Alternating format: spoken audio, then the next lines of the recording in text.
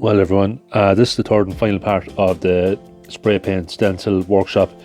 In this one we'll be cutting out stencil and eventually getting some paint down on a surface with it as well. So for the stencil I'm just using Mylar.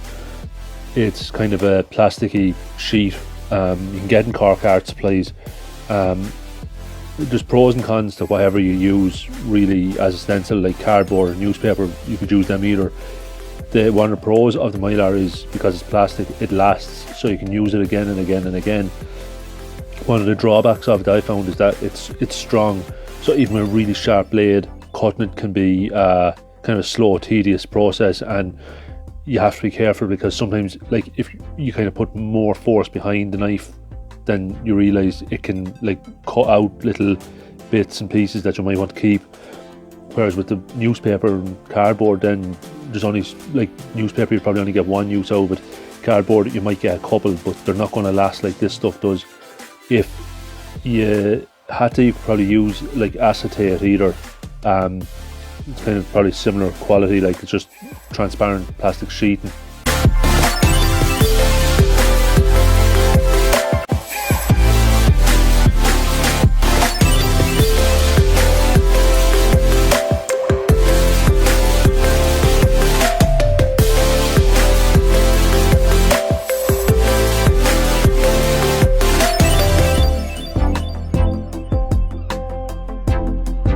So I sped this up. All I'm doing is just cutting around the image through the Mylar, and you're going to do this for each image, cutting out what you want, what you don't want blocking paint off, and just leaving what you do. So this layer is going to be our base layer, and we're going to work from the darkest up to the lightest. So this will be all black going through this one, and the next one then will be the darkest browns. The lighter browns then go through the third stencil, and the fourth stencil then will just be little patches of white on the hair side, on the back of its paws and up around its eye and ears. So this is it. I just layered them up just to see how they line up, and you can see the anchor points are kind of helping to get it in line as well in the bottom left and the top right.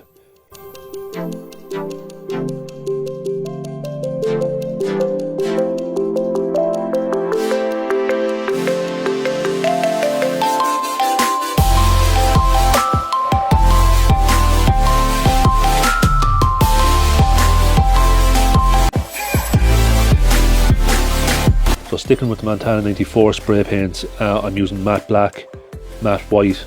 The dark brown is called Marrakesh and the lighter brown is called Craft. I think it's spelled with a K. I just decided I wanted to do it using a fairly realistic colour palette. Now if you wanted to do it in just grayscale, you could use the black, the white and 2 shades of grey, or whatever colour scheme you wanted. You'll also kind of, you will need a mask. This stuff is fairly fumey even when you're doing it outside, and it's probably better be safe than sorry. Any mask that you get in a hardware shop would do fine.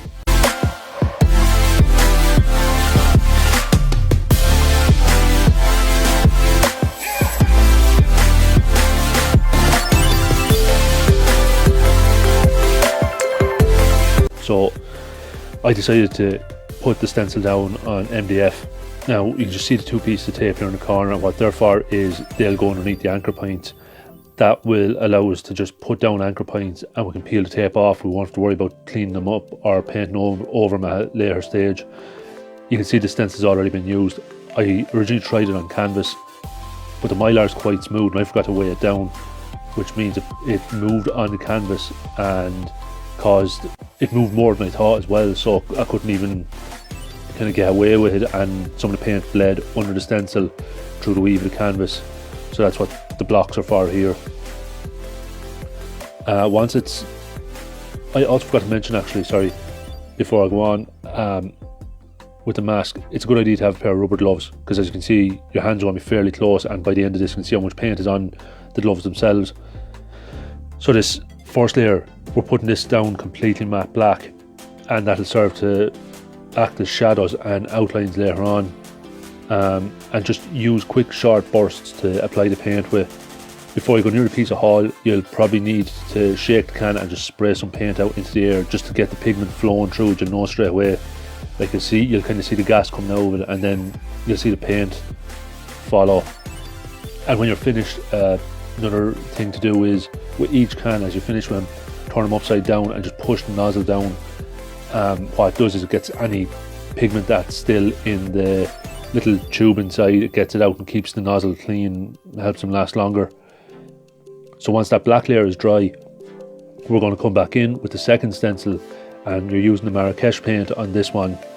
Again, we're weighing it down with the blocks, but you will need a stick to keep the sort of smaller little parts inside the stencil pushed down, because from use they'll lift up, and also the force of the paint will kind of move and it'll blow them up off the surface and the paint can get in.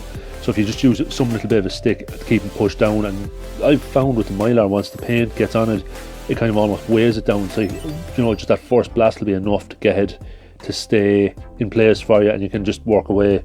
I think just the main thing is to keep the can a good distance back while hitting with a short sharp burst, just that it doesn't end up pooling anywhere on it and getting really thick or bubbly, and then just let it dry in between each layer as well.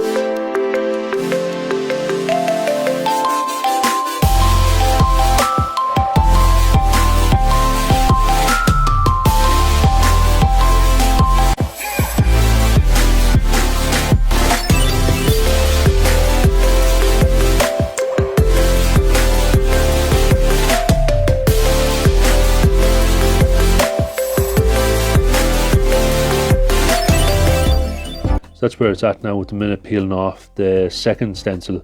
That's it after the third stencil, and you can kind of see the contrast between the dark and light browns. So in the next shot coming up, you'll see what it's like after the fourth stencil. So that's the image of the hair pretty much done. The next thing you can do is you can peel off the tape with the anchor points. Once you have your last stencil done, you don't need those little bits of tape anymore. I have a load of imitation gold leaf lying around. I'm never going to use my own paintings because I'd rather use the genuine stuff if I get it. So I just decided I'm going to throw some onto this just to get rid of it. So that's all I did to just finish up, and that's it.